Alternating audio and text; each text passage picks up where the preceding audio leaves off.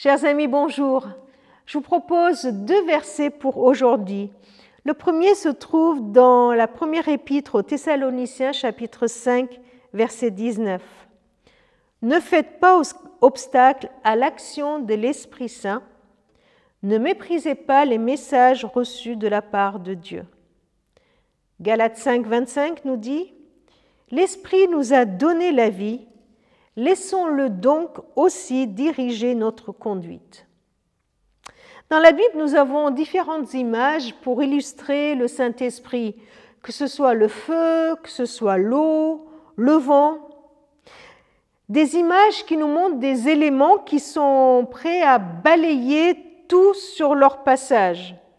On le sait, on le voit tellement souvent ces temps-ci à la télé, ces inondations qui inondent les maisons, qui inondent les villages. Les tempêtes avec le vent, l'ouragan qui souffle, les incendies qui ravagent tout sur leur passage. Nous voyons que le feu, l'eau, le vent balayent tout sur leur passage. Ils sont indomptables. Ces éléments illustrent la puissance de l'Esprit qui souffle, qui réchauffe, qui nettoie, qui inonde. Ce sont des images. Toute cette semaine, nous avons parlé de l'œuvre de l'Esprit.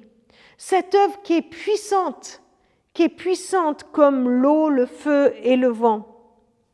Mais attention, si rien ne peut arrêter l'eau, le feu et le vent, ces textes que nous venons de lire nous montrent qu'il peut y avoir un obstacle qui empêche le Saint-Esprit d'agir.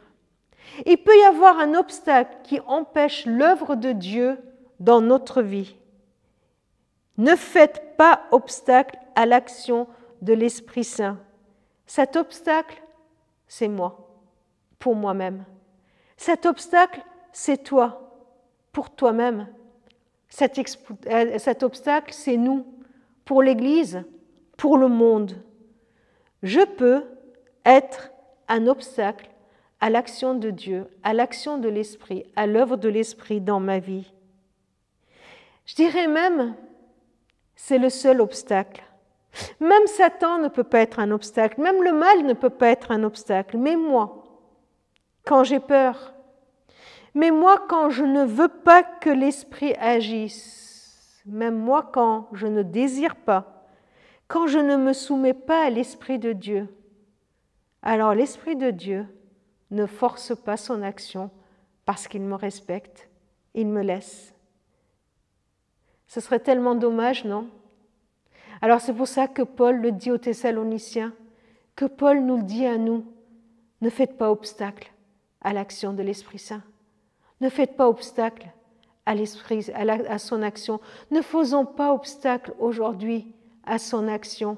Que ce soit notre prière quotidienne. Seigneur, je ne veux pas être un obstacle à ton action.